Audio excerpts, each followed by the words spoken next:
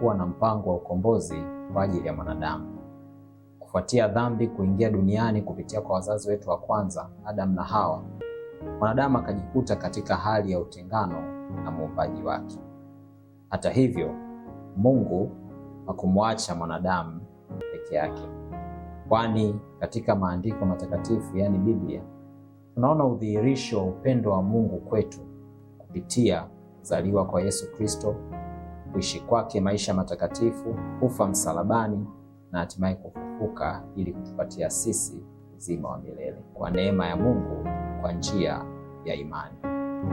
Kupitia Yesu Kristo tunarejeshwa katika uhusiano sahihi na Mungu wetu. Huu ni ujumbe wa upendo, tumaini na wokovu. Hiki ni kisa cha ukombozi.